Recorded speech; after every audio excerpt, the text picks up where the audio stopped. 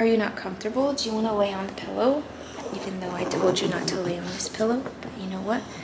We share things in this house, right? Okay, there we go. I look like I'm naked, don't I? I'm wearing shorts, you know. Don't judge me. We're back. The headless YouTuber and her trusty dog Pudge, who is very, very comfortable on his garnished. Oh my gosh, really? We're back. The headless YouTuber and her trusty dog Pudge. Oh, you look like a Frenchie. So I am wearing shorts. It just looks like I'm naked. It's really hot here. I have some new imports, or not new imports. I have some new plants out on the plant shelf that I'm acclimating down from the EXOs, so I don't want all of that cold air blowing on it. And if you're watching this, you're a plant parent probably, and you'll know that the comfort of our plants oftentimes comes before the comfort of the people who actually pay rent. So that's why I'm half naked. But anyway, I am here with Pudge. He has his garnished garden pillow as requested. I did tell him that this was my pillow, but clearly you can see that he has taken no for an answer. And this position is gold. Like, that is one comfortable puppy. Anyway, I have my phone right next to me because my doctor's gonna call any second to discuss the state of my endometriosis. Exciting. I do have a ton of stuff to do today. I was gonna take it easy, but I have a lot of work to do, like for my actual job. So I kind of do have to get this out of the way, and I figure I would just film it since I didn't really know what to do this week. But if you didn't know, I live in British Columbia, Canada. I live in a city called New Westminster, and that is not super far from the US border, so we cross all the time. But because of COVID-19, obviously we've been stuck in Canada for the last like year and a half.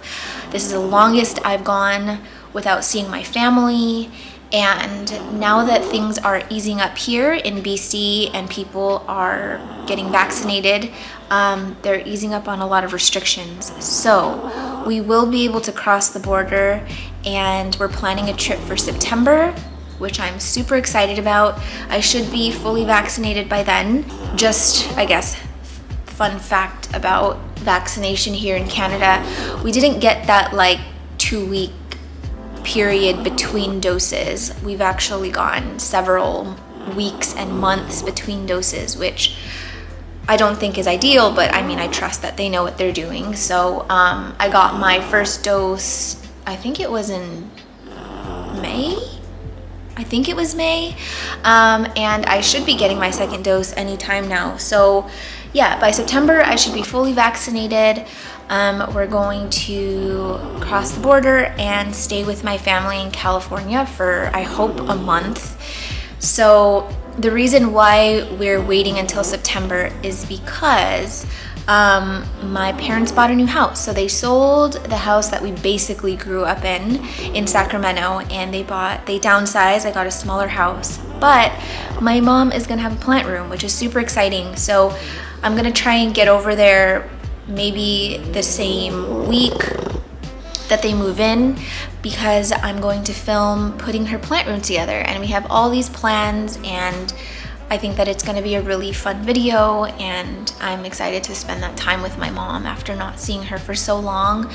And I kind of want to make all her plant room dreams come true. So I'm starting to plan that out, and I do have a ton of plants for her, as I showed you in my last video. Basically, the entire bottom half of my Mars Hydro tent is her plants.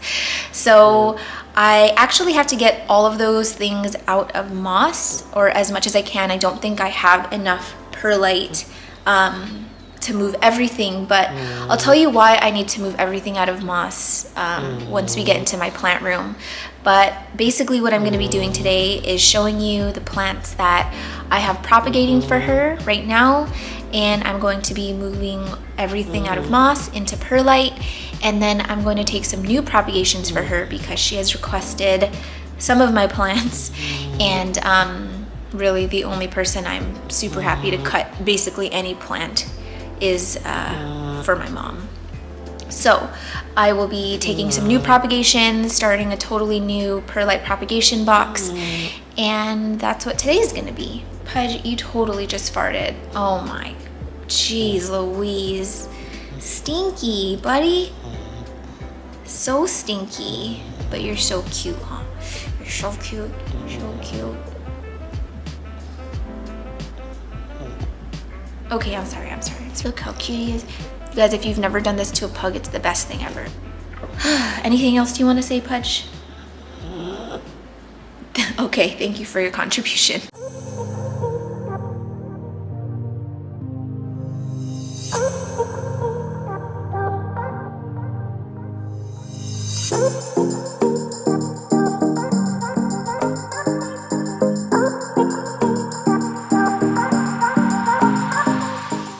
So we are obviously in my plant room.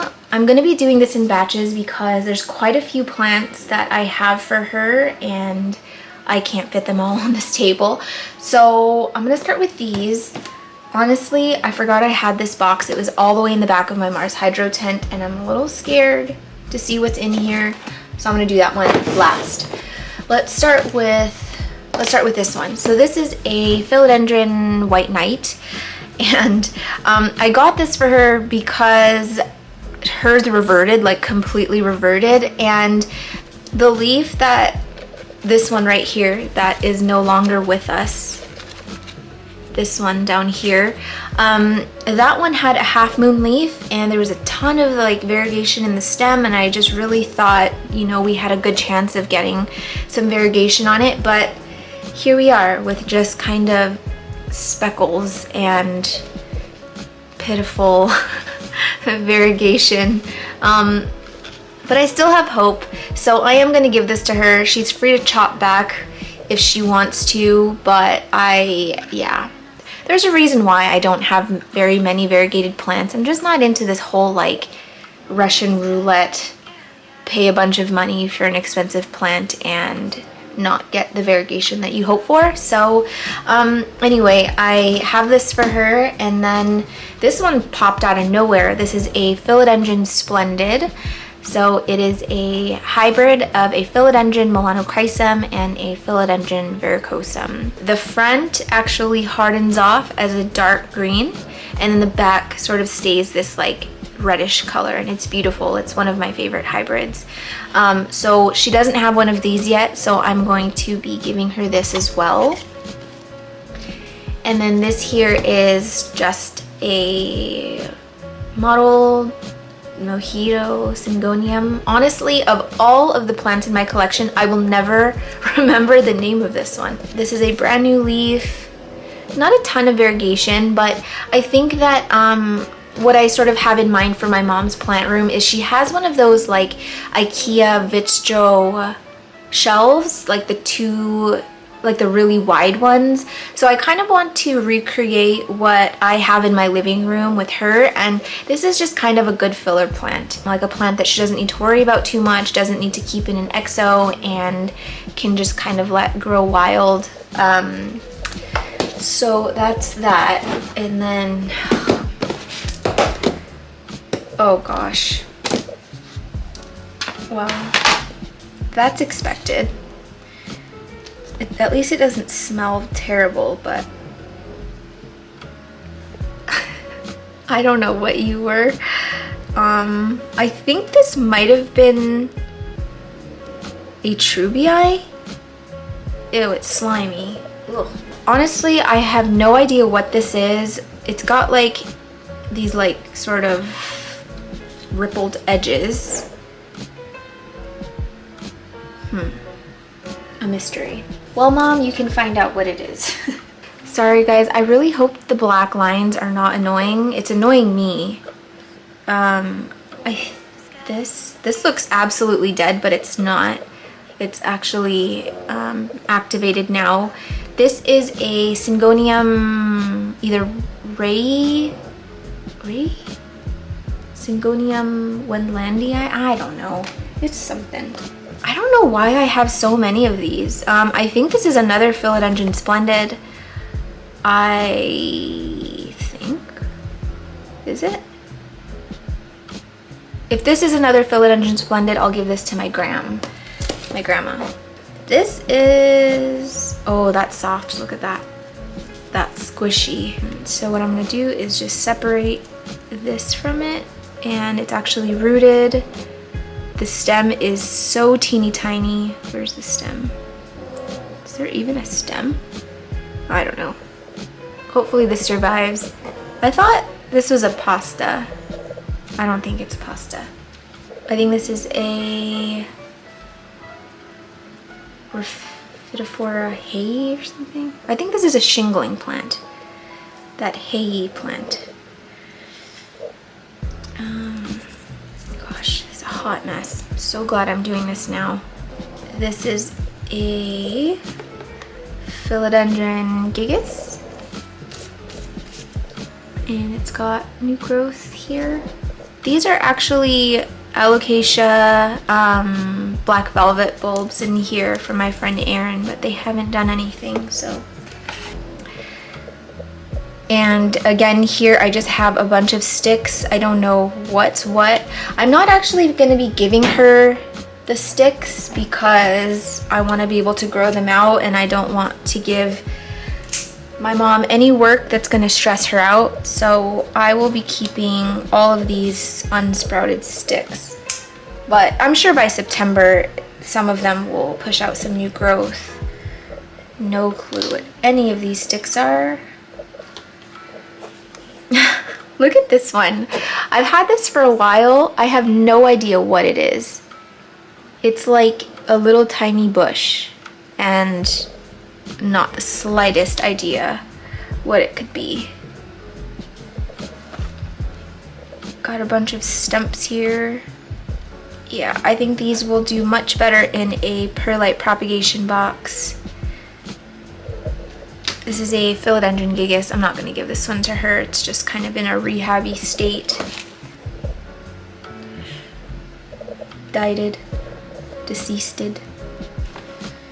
So now I'm just fishing for sticks here because I'm sure there's something I missed.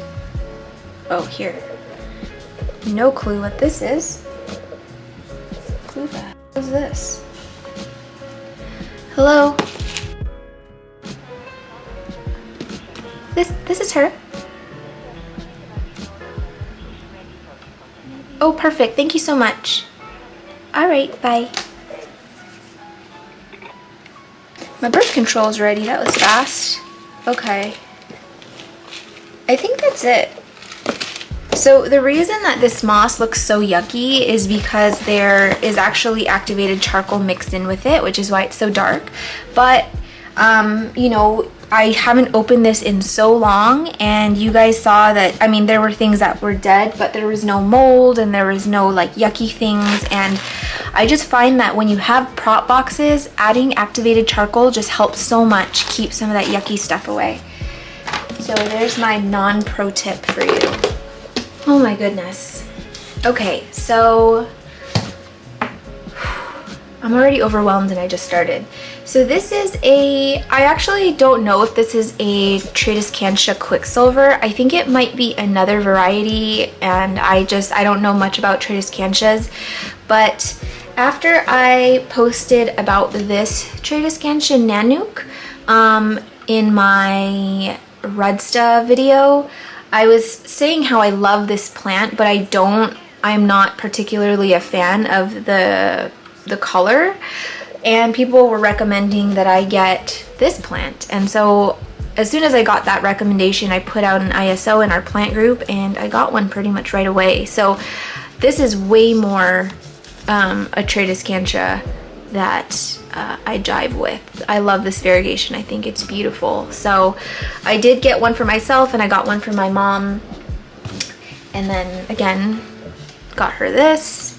And there's quite a few plants in here, so I'm gonna eventually split it up and give some to my grandma.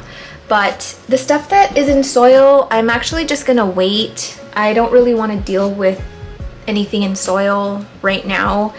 and it's much easier to remove soil from roots than it is moss. So today my concern really is the plants in moss. These are just some Ficus triangularis variegata that I cut from my big plant that completely died back. And these are actually pretty easy to root. They're just hard to keep. Actually, all of this is for her.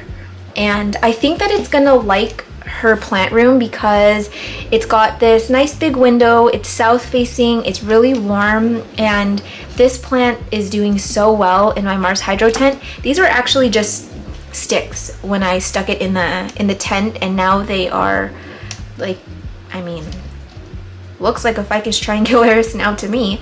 So yeah, I think it's gonna like it in her plant room. It's just much warmer at her house than at mine, so I just figure it's better off with her because these were actually mine. This was mine, and I'm just sort of done with plants that just give me grief. So I'm gonna keep this in water until I have to leave. It's doing pretty okay.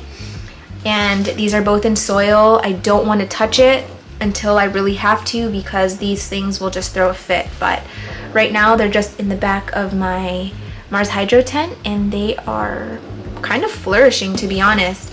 I know this one doesn't really look like it's flourishing, but this has died back several times, so I'm just kind of glad to see some new growth on it. But the variegation on these are just like, they're beautiful.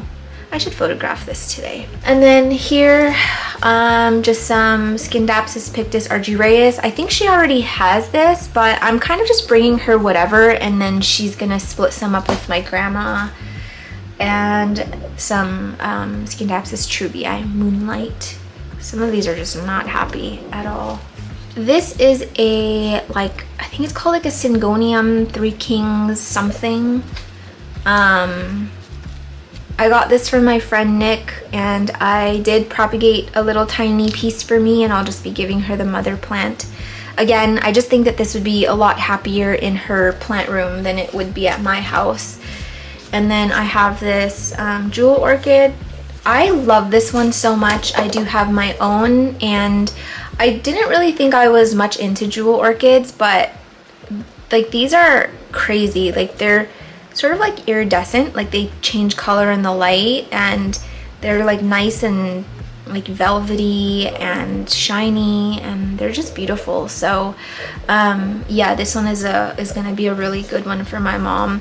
It does have little offshoots. It used to just be one single stem, and now it's sort of branched off, and it's loving the warmth of the Mars Hydro tent. So again, I think it's gonna do really good at her place. This is just a philodendron lupinum. I don't have much luck growing these, to be honest.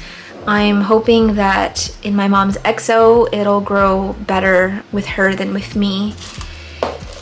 And then this Scindapsus pictus silver lady. It's in pon right now, so I think I'm just gonna leave it. And then this beautiful, beautiful Begonia tamaya that is, again, flourishing in the Mars Hydro tent.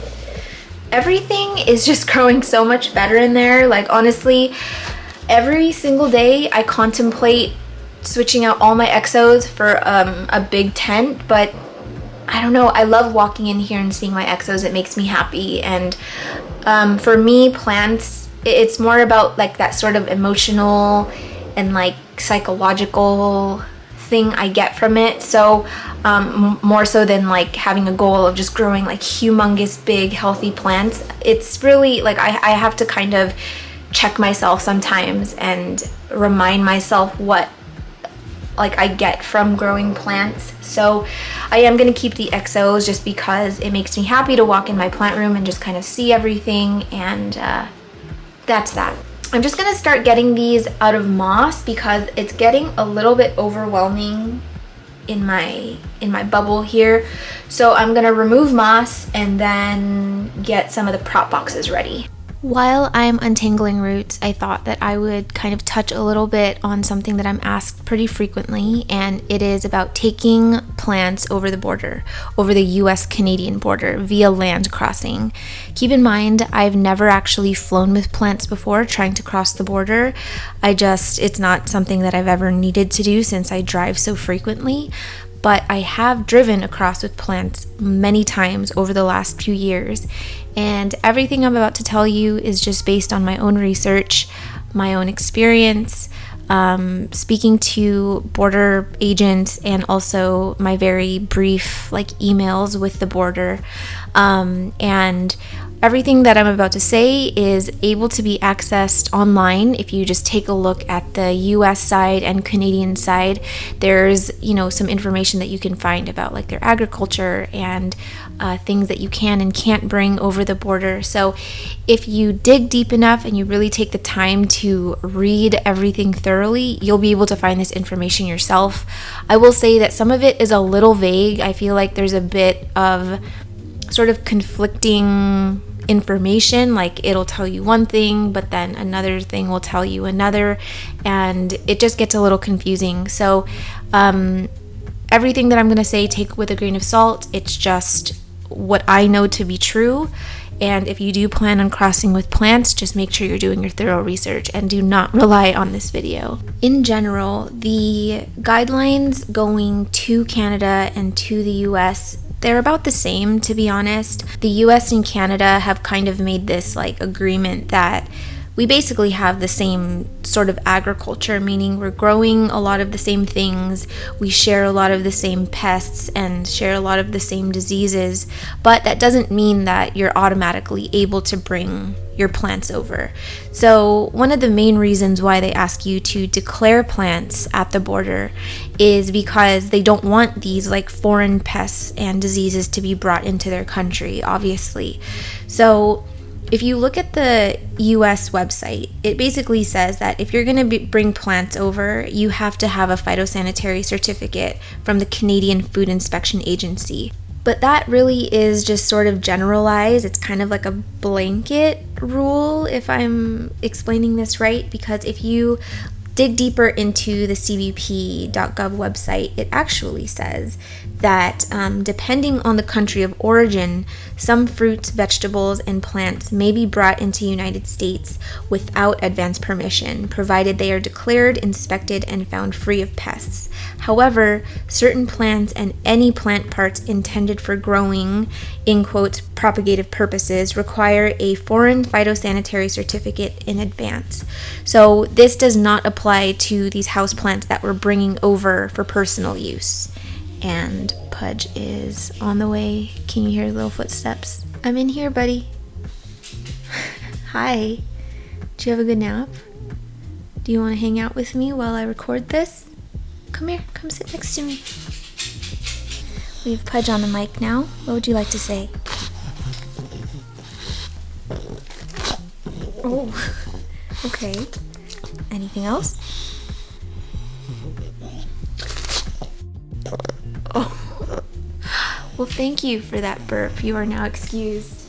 Aside from pests and diseases, the reason why you have to declare plants when you cross is because they also want to make sure that you're not bringing anything over that you're not supposed to be bringing over, meaning something that could be poached, something that is endangered, something that's on the that's protected under the Convention on International Trade in Endangered Species of Wild Fauna and Flora.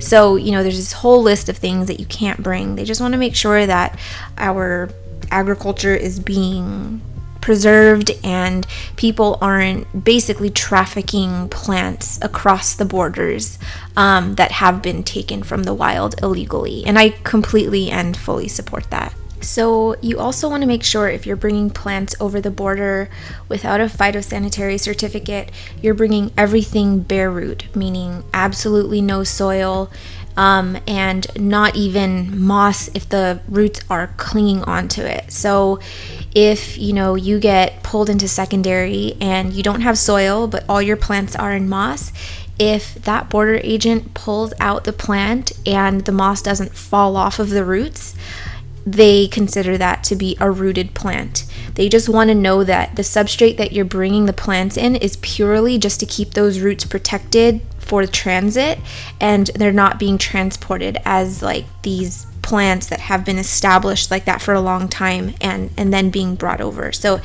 has to be a very temporary thing. So just make sure that all of your roots are free of any substrate. Just kind of clean it off and then repack it. Now, if you're going to be driving into Canada from the US with your plants, the Canadian government has a personal exemption that allows you to bring up to 50 houseplants without any paperwork, as long as they're for personal use, meaning you don't plan to sell them. There's a list of eligible plants on the CFIA website, and it's a very long and extensive list, but it's very general. It's like, bromeliads and philodendron, monstera, epipremnum. So it pretty much covers a very wide array of plants, even if it's something, rare, like let's say you're importing a variegated philodendron biliaceae or something, that would still fall under the approved species. So generally, tropical and semi-tropical plants that can't survive outside of Canada, they're pretty much considered low risk and are exempt from needing a phyto. I'm going to include all of the links that I've found information from over the years in the description below, and I just really recommend that you kind of really dig and do your research, because there is a lot of information on there that I obviously haven't talked about. So I guess the last thing that I would say about this is just don't be sneaky. Like, even if you are following all of the regulations and the laws of each country and you're under the 50 limit or whatever, declare it, because you are legally obligated to declare it. They want to know if live plants are crossing the border, and whether they decide to just trust you and let you go over, or they want to pull you into secondary and have a look at the plants. That is completely their right. And just make sure that you show that you've done your due diligence in understanding the laws and that you're not trying to do anything sneaky. And what I would recommend is printing off that list of approved species, and make sure that the plants you're bringing are pest free. Wash down all your plants before you bring them over. Make them look nice and clean. Make sure there's no soil, there's no substrate sticking onto the roots, and just show them that you're not trying to break any laws, and you did do your best in making sure you followed all the guidelines. If they find a plant that isn't on their approved list, and maybe you just really didn't know, it's not like you're going to get arrested. They will likely just seize and destroy it. So just don't try and be sneaky, because you could actually risk having your entire collection of plants that you're trying to bring over seized, and I would say that's worst case scenario, and you can even be hit with a fine if they feel like you were being sneaky. So again, do your research and just be super prepared when you cross that border. Okay, so I found another prop box, and this is the one that I was scared of because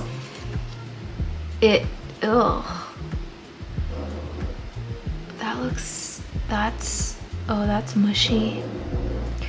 Yeah, this one is just a hot mess. It's a mix of Silver Splash, Micans, probably Jade Satin, Silver Yan, Brazil. It's just a lot. And this is super rooted in this moss. You can't tell, but this needed me a long time ago, and I've just shoved it in the back because I'm like, I'm not gonna deal with it. Today is the day, unfortunately. Okay, so I have a perlite bin here, and hopefully this one is big enough to fit all of them. I would be super happy if I could fit everything in here. It would definitely alleviate a lot of space issues that I'm having in my tent right now. So I'm just gonna start getting them in. This is basically just rinsed perlite, and you just want to get rid of all that dust that comes in the bag. You can sift it. I didn't sift this because I don't want to deal with the dust right now, so I've just washed it and put it straight in here.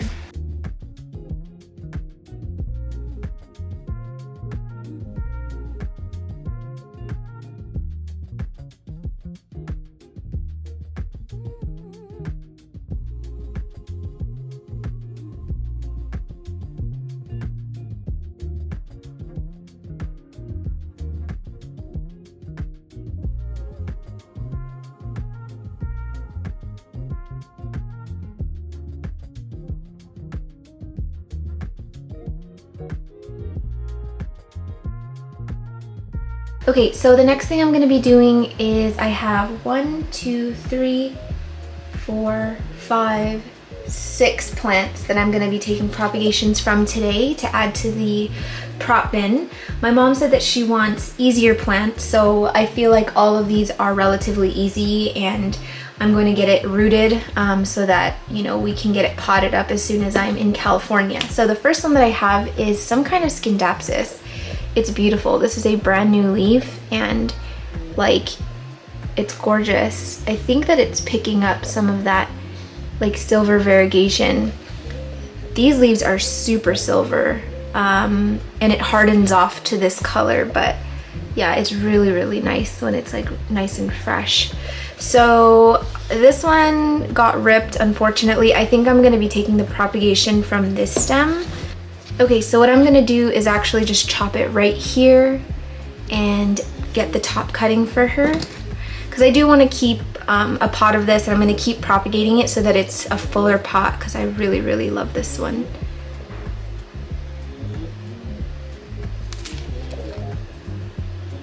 And I'm just going to let this callus up a little bit before it gets into the perlite bin. Pudge is in the background snoring. We just got back from a walk, so... Pudge, why don't you go in the bedroom, babe? Why don't you go in the bedroom? It's so hot in here. Okay, so my mom has told me she loves red abaxials, like mother, like daughter. So what I have here is a Philodendron mexicanum that is actually for my sister, but it's grown quite a bit, so I think she can share. The nodes are pretty tight, so it's gonna be a tough chop, but I think I can do it.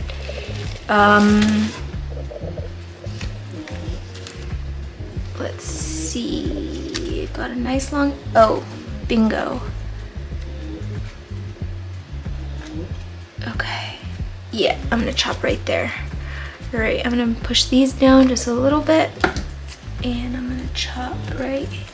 I should be using an X-Acto knife, but I'm too lazy to go sterilize it, so this will have to do. Please don't mess up, Charmaine.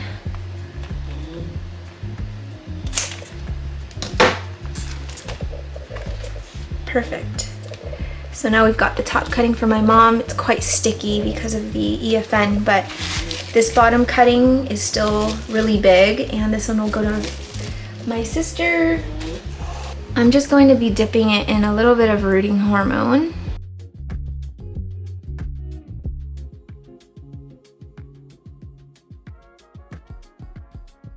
All right, we have another plant here with red abaxials. This is a Philodendron Dark Lord. It is getting quite big, so I think that this is going to be a perfect one to give to my mom. I've actually never propagated this before, but just based on how it looks, I think it's going to bleed. So I am going to need a tissue paper here, and I'm going to just sterilize my scissors again.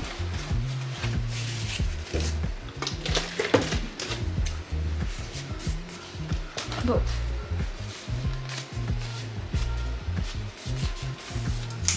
So this one is going to be a pretty good plant to chop because the internodes are so long. I've mentioned this before in my propagation video, but when you take cuttings like this, you want to get as closest to the bottom leaf as you can, because let's say if I chop right here, I have enough space here that, like, if it starts to rot or it gets mushy, it's not going to take over this node. And then just keep in mind that you want to know where those axillary buds are. This one is right here. So new growth is going to come from right here. I don't know if you can see it. Oh, this is heavy. So this is the axillary bud on this node here. So I just want to make sure not to chop into that, but I am going to take these top two leaves. Actually, I think I'll give her a bigger cutting. I will chop right here. And the axillary bud is, where are you? Oh, right here. Okay, so I'm gonna chop right here. Oh, not there. Wait, do I? I'll give her two leaves. Okay, I'm just gonna go a little bit at an angle. And as expected, it is bleeding.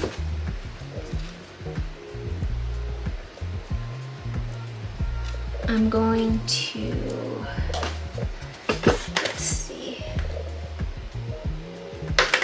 I'm gonna dip it right away.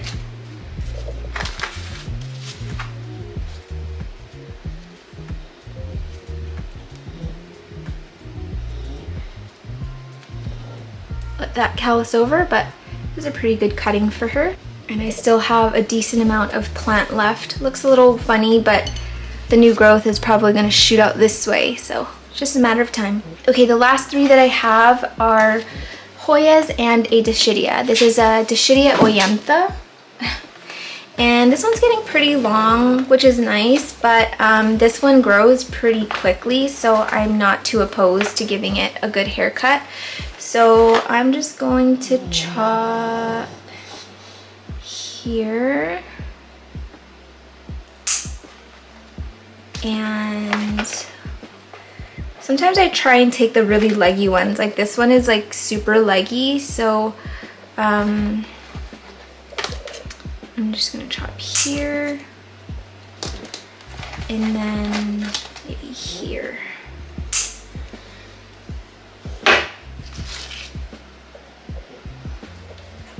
Let's do one more just in case she wants to give some to my grandma. Ah, crap, I forgot this one has the sticky sap. Okay, so this one has sap that comes out of it. You can see sort of the white stuff, and it is really, really sticky, so you don't want that to dry onto the plant, even though it's kind of too late now. I totally forgot. Whoopsies. Ah! Whatever. Ah! So messy. Okay, so let's just leave that, and I'm gonna get this dipped into a bit of rooting hormone.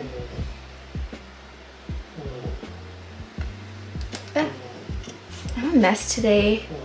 I'm not really in the mood to film, but I try and get my filming out of the way in the beginning of the week, and because this week is a busy work week, I can't really put it off anymore. So just bear with me if I'm a little bit flustered today. I've sort of had a bad anxiety day yesterday for no reason at all. And it's kind of like lingered into today, so. Anyway, okay, so got some decent amount here for my mom, and hopefully these root quickly. And I'm gonna wipe up this because it's gonna get stuck on my mat. Ugh, it's already so sticky. Fail. The next one is I think this is a Hoya Bella. I got it from my friend Nessa, and I do have it in water because it's super dehydrated. Hopefully it plumps back up, but I think I'm gonna take this little stem for my mom. So I'm gonna cut right here.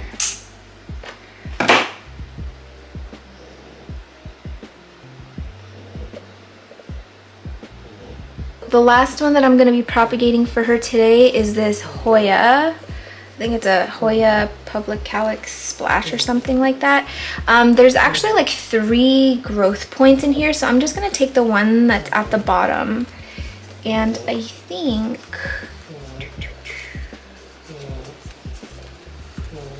yeah, let's do it right here.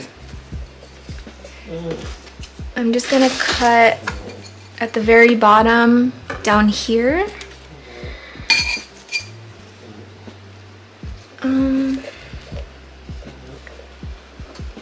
Actually, I think I'm just gonna take these 2 leaves for her because the nodes are pretty tight down there, and I want to give myself some breathing room in case it rots. So I'm just gonna take this.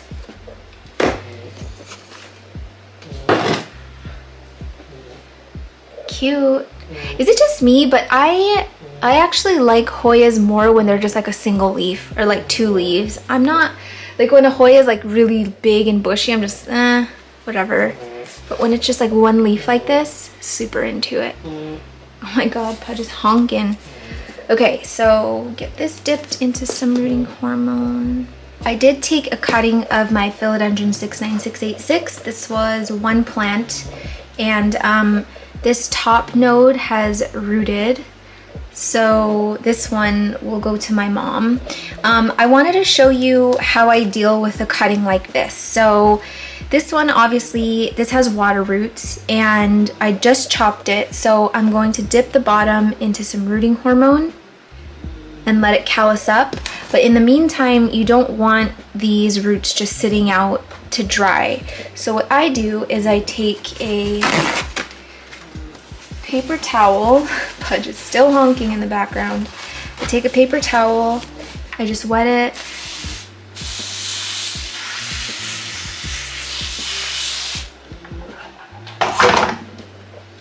And then I wrap top like this so that those roots are all tucked in and the bottom is exposed here. And you want to make sure this is like soaking wet so that those water roots don't dry out, because water roots will dry up super fast outside of water, and then you can just kind of let that chill out. Oh my gosh, that one's really bleeding over there. Ah. Blood. Okay. And then this one, I'm just gonna dip this whole thing into the rooting hormone and just let this one callus up as well. So I think that that's all the cuttings that I want to take for now. I mean, I'll probably have some more cuttings to take later on, but there's no one that I'm looking at that she doesn't already have. I wanted to maybe, I do have some anthuriums for her. I think I have like one or two, but those ones are pretty established and they're not gonna fit into my prop bin. So I'm just gonna leave it and deal with that when I'm ready to go. Yeah, gonna let those callus up and then we will get back into the perlite bin, get things organized, and I will show you how I store it away. All right, so it's been about an hour and a half and everything is looking pretty calloused for the most part. So I'm just going to get the rest of this bin filled up.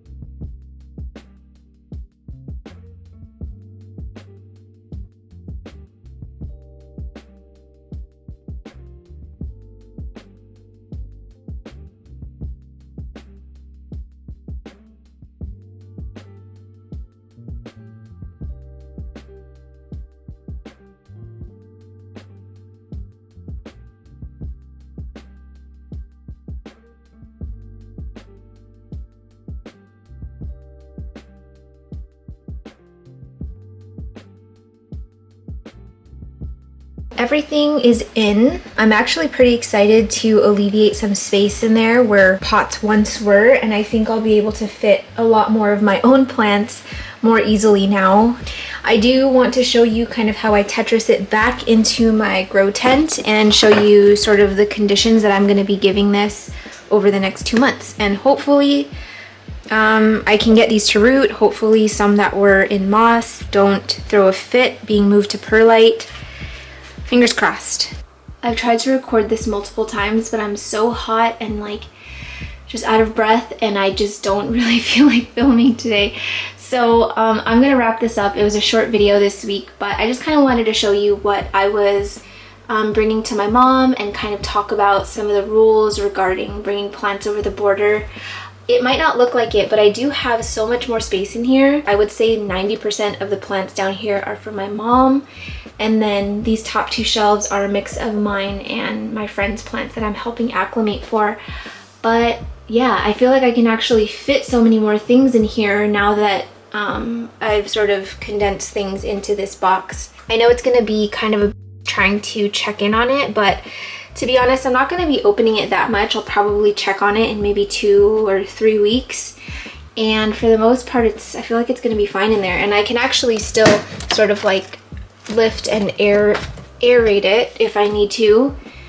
But otherwise, I think all of this is pretty much gonna stay as is until I'm ready to go.